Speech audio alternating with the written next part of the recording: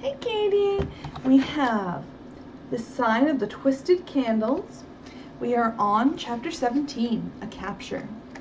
At first, Krill refused to open the door. But when Wright said he had witnessed to identify him as the person who had been at the sign of the twisted candles that afternoon, and there was no sense in breaking down the door, the suspect unlocked it. "You got nothing on me," he declared. Nancy stepped forward. "I accuse you of drugging me and the guard, and of being in league with the Jemmets to steal from the Sidney mansion." Krill's jaw dropped. How did you know that? I was a nut to tie up with them." The detective said, "You'd better tell us all you know." "I ain't saying another word," Krill shouted. "Okay, come along. Miss Drew, will you tell Manton to meet us at the car?" Nancy went downstairs ahead of the men and relayed the message. Manton joined the others at the curb. "Please follow us," Wright requested Nancy and Ned. "Miss Drew, you will have to prefer charges against this man downtown." They drove to police headquarters. Nancy signed the necessary papers, and Krill was taken to his cell. Finally, she and Ned set off for River Heights. Ned suddenly burst into laughter. "One thing that makes you so interesting, Nancy, is that I never know when I ask you to go out what mystery will come our way." Nancy chuckled. "And I never know myself. Now, if only I could get a hold of the Jemmets that easily." "I'm betting on you," Ned replied. Then, putting a hand over hers, he added, "But please be careful. They're dangerous." It was late by the time the couple reached Nancy's house. Mr. Drew was already there, and declared he was hungry as a bear, but wanted full details on his daughter's afternoon activities. "First, we're going to eat," Hannah Gruen declared, "or the roast beef will be ruined, and no harrowing tales until dinner is over. We want our guests to enjoy their dinner." Mr. Drew shrugged and smiled, but obeyed the instructions. Nancy said, "Carol, I can't wait to see your butterfly pie." When it was served, everyone gave gasps of delight, and Nancy exclaimed, "Why, Carol, it's a work of art!" Into each portion of the lemon chiffon pie, Carol had stuck 2 large wafers which she had fashioned into the shape of butterfly wings. Carol had decorated them in various patterns with vegetable colorings. "Nancy's right," said Mr. Drew, "and the pie tastes even better than it looks." Carol blushed and smiled appreciatively.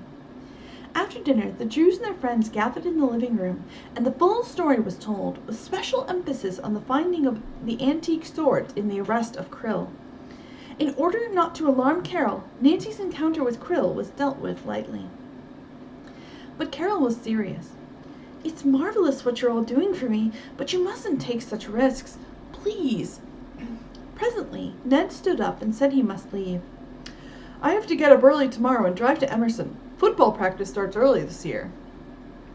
After he had left, Nancy asked her father at what time the next day she might visit the Sidney mansion. The lawyer replied, "I'll be leaving at 7 in the morning to open the house for the men who will be appraising it. Why don't you and Carol have a leisurely breakfast, then drive out? When we've finished our inventory, you can do some more treasure hunting." Nancy's eyes twinkled. "Oh, that'd be great, Dad. I'll ask Carol. She's out in the kitchen helping Hannah." When Carol heard the request, her lower lip began to tremble. "Oh, do I have to go?" she said, tears coming to her eyes. I, Nancy, that place haunts me. At first I didn't seem to mind so much, but now it's so pleasant here, and it is so full of horrible memories. When Mr. Sidney went, every bit of happiness left that old house." Excuse me. Nancy put an arm about the girl. "I'm sure I'd feel the same way, Carol, and Dad will certainly understand." She returned to her father, who agreed to Carol's request. Nancy said to him, "What do you think of my asking Bess and George? After all, they are beneficiaries." Her father smiled. "Do you think the feud has calmed down enough?" "I'm willing to take the chance," Nancy replied. She went to the telephone and asked Bess. "Oh!" her friend exclaimed, evidently shocked by the proposal. Nancy went on.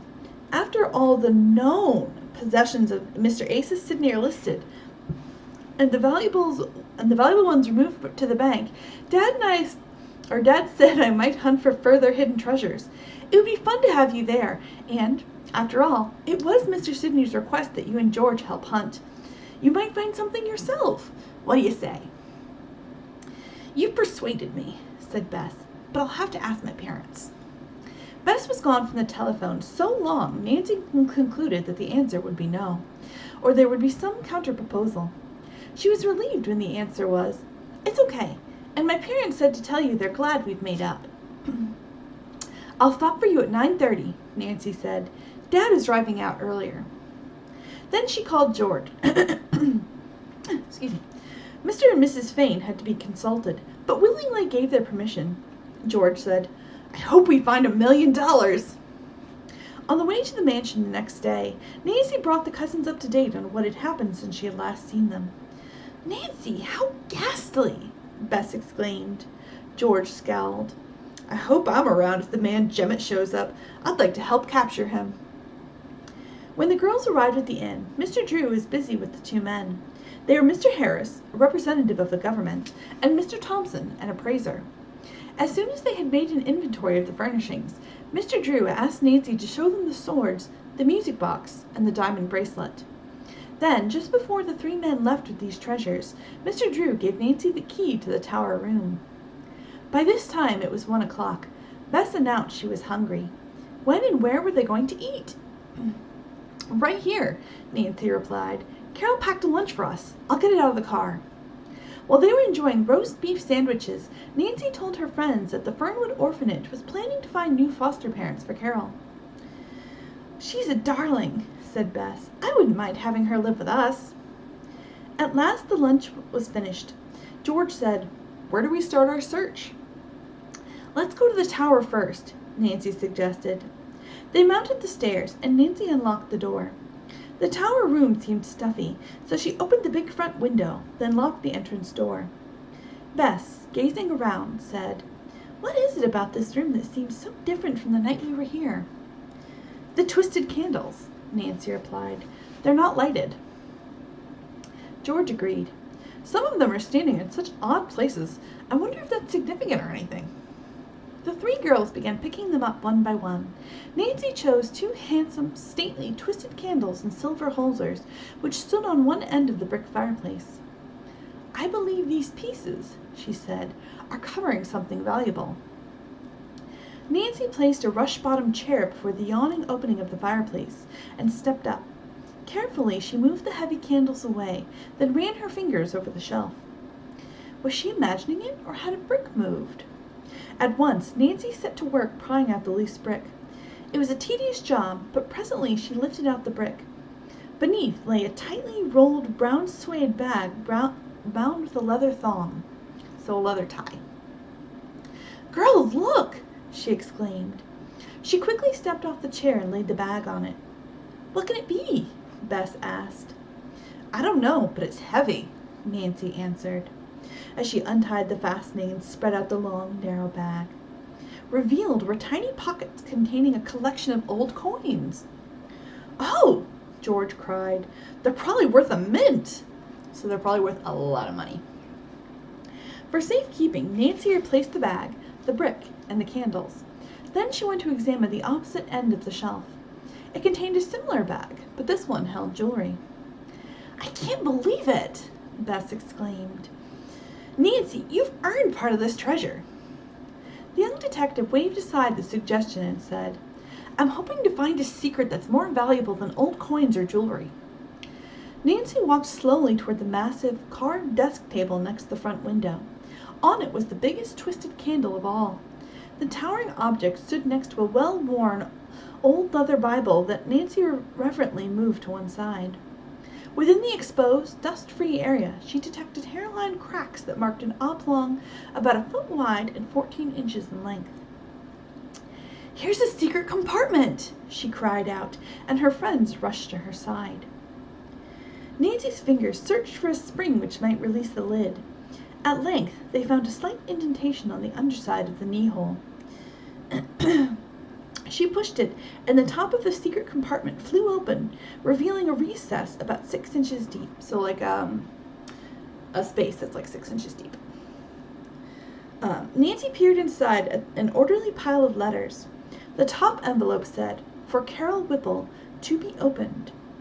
Nancy tried to remain calm about her startling discovery.